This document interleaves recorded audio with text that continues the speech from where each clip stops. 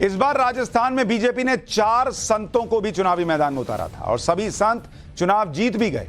यानी राजस्थान में परिवर्तन की लहर के साथ साथ सनातन की लहर ने भी काम किया। इन संतों में सबसे ज्यादा चर्चा बाबा बालकनाथ की है, जो अलवर जिले की तिजारा सीट से चुनाव जीते हैं। बाबा बालकनाथ को राजस्थान का योगी कहा जाता है। उनके बारे में आपको आगे बताऊंगा। बाबा बालकनाथ राजस्थान में हिंदुत्व और सनातन का बहुत बड़ा चेहरा माने जाते हैं, इसलिए सीएम बनने को लेकर बाबा बालकनाथ की चर्चा बहुत तेजी से चल रही है। दूसरे नंबर पर जयपुर की हवा महल सीट से जीतकर आए बाबा बाल मुकुंदाचार्य हैं।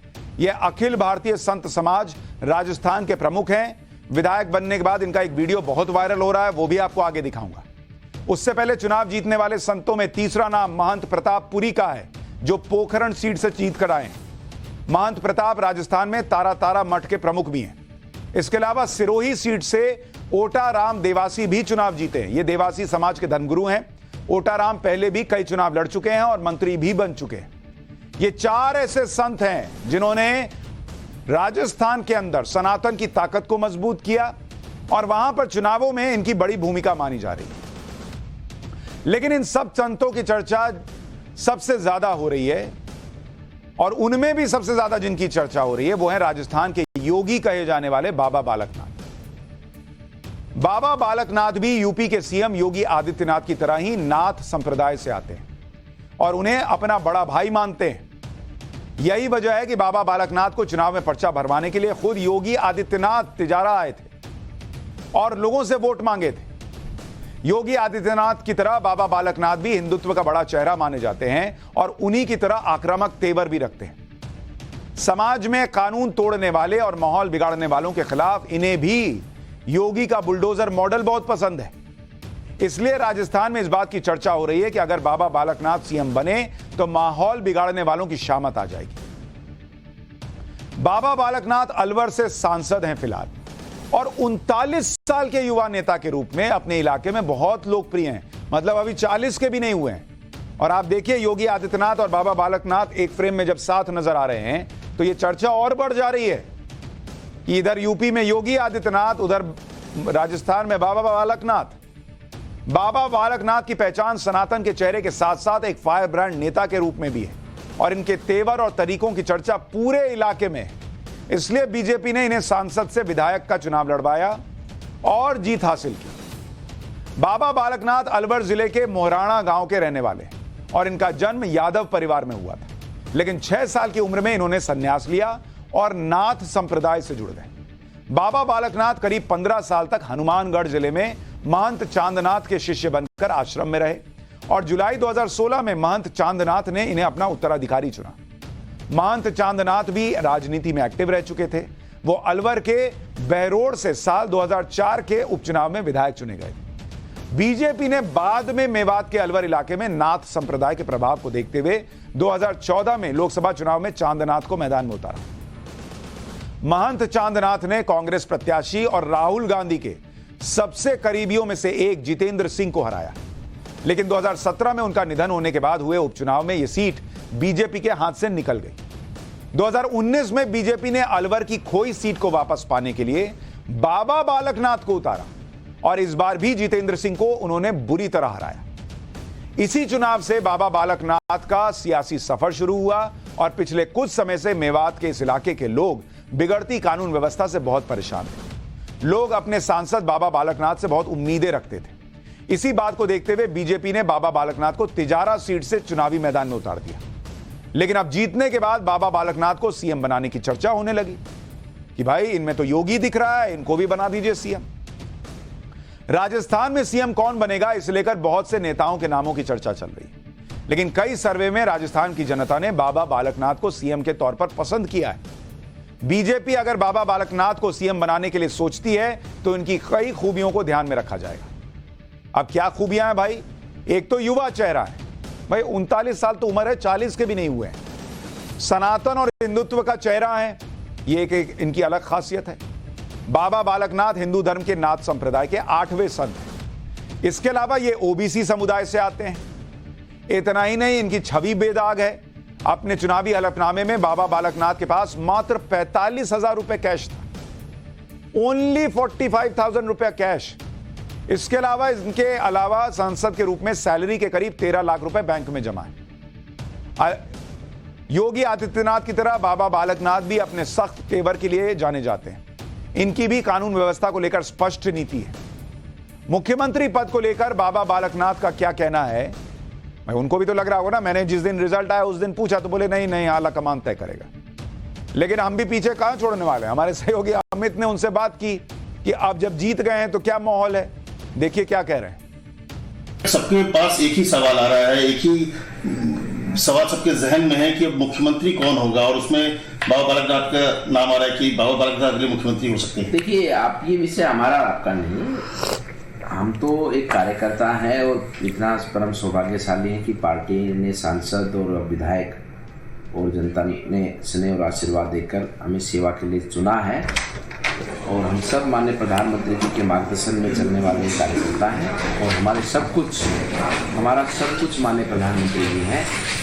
जो कुछ आज हमारे कोई भी कार्यकर्ता, कोई भी जनप्रतिनिधि कहीं भी कार्य करता है तो सब माननीय प्रधानमंत्री जी के मार्गदर्शन में ही कार्य करता है। पूरे चुनाव के दौरान ये बात थी, लॉ एंड ऑर्डर बड़ा मसला था, प्रधानमंत्री ने भी कानून व्यवस्था को हमेशा मुद्दा बनाया वहाँ पे राजस्थान में। तो ऐसे में सबके पास ये था कि जो योगी मॉडल है वो अब राजस्थान में हो, और योगी मॉडल के तौर पर जो योगी दिख रहे थे वो बालक दिख रहे थे सबकी नजर में।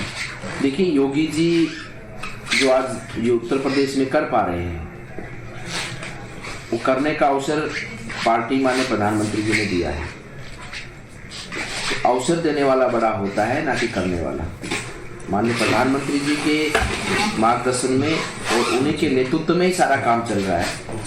उन्हीं के नेतृत्व में ही ये सब, वहाँ पर उत्तर प्रदेश में विकास की बात हो, या हरियाणा में विकास की बात हो, या मध्य प्रदेश में विकास की बात हो, जहाँ भी भारतीय जनता पार्टी की सरकार है, शासन है, उन्हीं के मार्गदर्शन में सब चीज़ें आगे बढ़ रही हैं। और एक एक चीज़ को, हर विषय को पूरी गंभीरता से लेते हुए, चाहे लोगों की रक्षा सुरक्षा हो, चाहे विकास हो, चाहे प्रशासनिक व्यवस्था हो, इन सभी विषयों उनके मार्गदर्शन में योगी जी अच्छा काम कर रहे हैं। तो उन्हीं के मार्गदर्शन में राजस्थान में बाबा बालकनाथ जी भी काम करेंगे। हम तो काम कर रहे हैं ना, उनके मार्गदर्शन में सांसद और विधायक और कार्यकर्ता के रूप में हम उनके मार्गदर्शन में ही काम कर रहे हैं। बाबा बालकनाथ जो हैं वो किसी सवाल में फंस नहीं रहे, आप देख रहे हैं, पूरा घुमा दिए जवाब को। राजस्थान में चुनाव जीत कर आने वाले एक और संत आचार्य बालमुकुंद भी बहुत चर्चा में। ये जयपुर की हवा महल सीट से जीत कर आए हैं। इन्होंने कांग्रेस के मजबूत गढ़ में तगड़ी टक्कर देते हुए कांग्रेस के प्रत्याशी को हराया। आचार्य बालमुकुंद हवा महल इलाके में प्रसिद्ध हाथोस धाम के पीठाधीश्वर हैं और अखिल भारतीय संत समाज राजस्थान के प्रमुख हैं। लेकिन आचार्य बालमुकुंद चुनाव जीतने के बाद जश्न मनाने की बजाय अपने क्षेत्र में लोगों की समस्याएं ठीक करने पहुंच गए। हवा महल के इलाके में खुले में नॉनवेज की अवैध दुकानों की एक बड़ी समस्या है।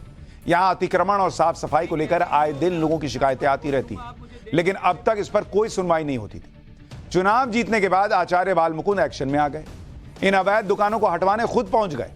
इससे पहले आचार्य बालमुकुंद ने नगर निगम के एक सीनियर अधिकारी को फटकार लगाते हुए मीट की अवैध दुकानों को हटाने को लेकर फोन किया था। इसका वीडियो बड़ा वायरल हो रहा है। इस वीडियो के आने के बाद जयपुर पुलिस और नगर निगम के अधिकारी अलर्ट हो गए। देखिए जरा इस वीडियो में क्या कह रहे हैं ये। और चांदी की टकसाल पर रोड पे सारी नॉन वेज की दुकान कृपया हटा दीजिए। इनके लाइसेंस चेक करिए। नहीं कहते नहीं हो, मैं आपसे शाम को रिपोर्ट लूंगा, आप मुझे देंगे या मेरे को आना पड़ेगा आपके ऑफिस लेने। लेकिन नॉन वेज रोड पे बेच सकते हैं क्या खुले में? नहीं, रोड पे नॉन वेज बेच सकते हैं क्या खुले में? हाँ या ना बोलो, लाइव हो आप तो आप समर्थन कर रहे हो इनका। तुरंत प्रभाव से नॉन वेज के सारे जितने भी ठेले रोड पे लगे हैं, रोड पे बना रहे हैं, ये नहीं दिखने चाहिए। मैं शाम को रिपोर्ट लूंगा आपसे, मुझे नहीं मतलब है मेहरानिया जी कौन अधिकारी है। तो ये हुई, आप देख रहे हैं किस तरह से वो, अच्छा इनको टारगेट भी किया जा रहा है कि भाई देखिए एक समाज के खिलाफ हो गए। भाई वो कह रहे हैं कि जो खुले में नॉनवेज बेचा जा रहा है ना उसको रोको। वो ये नहीं कह रहे कि जितने नॉनवेज बिक रहा है, जिनके पास लाइसेंस है, उन सबको हटा दो। अच्छा ये तो सनातन शक्ति से जुड़े संतों की बात हुई, लेकिन अब आपको इस चुनाव में आम इंसान की ताकत के बारे में भी बताता हूं। यह है छत्तीसगढ़ की साजा सीट से बीजेपी के टिकट पर चुनाव जीतने वाले ईश्वर साहू। आपको जानकर हैरानी होगी कि ये ईश्वर साहू इन्हें राजनीति का कोई अनुभव नहीं है, क्योंकि ये मजदूरी का काम करते हैं। ये ईश्वर साहू का पहला चुनाव था और इन्होंने पहली बार में ही कांग्रेस के दिग्गज नेता रविंद्र चौबे को हरा दिया। रविंद्र चौबे कौन है भाई? रविंद्र चौबे कांग्रेस के वो नेता हैं जो 7 बार विधायक रह चुके हैं और अभी भूपेश सरकार में मंत्री थे। ईश्वर साहू ने मंत्री रविंद्र चौबे को पूरे 5,297 वोट से हराया और इस जीत के साथ ईश्वर साहू ने अपने बेटे की मौत और अन्याय का बदला भी लिया। दरअसल अप्रैल 2023 में सांप्रदायिक दंगों के दौरान ईश्वर चौबे के बेटे भुवनेश्वर साहू की मौत हो गई थी। इसके बाद भूपेश सरकार ने मामला रफा दफा करने के लिए ईश्वर साहू को 10 लाख रुपए का हर्जाना देने के लिए कहा, लेकिन ईश्वर ने हर्जाना लेने से मना कर दिया। ईश्वर साहू के साथ हुए इस अन्याय के खिलाफ बीजेपी ने उन्हें चुनाव मैदान में उतारा। ईश्वर जी, आपका बेटा मरा है, उसके साथ गलत हुआ और आपको इस सरकार ने न्याय नहीं दिया, तो बीजेपी ने कहा कि आप चुनाव लड़िए और ये चुनाव लड़े और 7 बार जो व्यक्ति कांग्रेस का विधायक रहा उस व्यक्ति को हरा दिया इन्होंने और आज ये विधायक बनकर आम लोगों की आवाज बन गए। सुनिए विधायक बनने के बाद ईश्वर साहू ने क्या कहा है। हाँ, ये महसूस तो हर कोई तो जीत की महसूस तो करते हैं। ये अन्याय पे न्याय की जीत हुई से अब ये जीत मोर साझे विधानसभा क्षेत्र की जनता में आपके साथ जो घटना घटी वो बड़ी घटना थी, आप श्योर करते हैं ऐसी घटना और वहाँ पे नहीं घटेगी? नहीं घटेगी जी। जो मेरे साथ हुआ, जो मेरे घर के चिराग को बुझाया, मैं अपने जीते जी यानी अपने राज्य में किसी के घर के। तो ये किस तरह से इस चुनाव में ऐसी ऐसी कहानियां देखने को मिली हैं जो चर्चा में आनी चाहिए कि भाई किस तरह से सनातन की ताकत देखने को मिली है, किस तरह वो व्यक्ति जिसे बेटे की मौत के मामले में न्याय नहीं मिला उसे बीजेपी ने टिकट दिया और उसे लोगों ने जिताया कि हाँ आप डिजर्व करते हैं जी।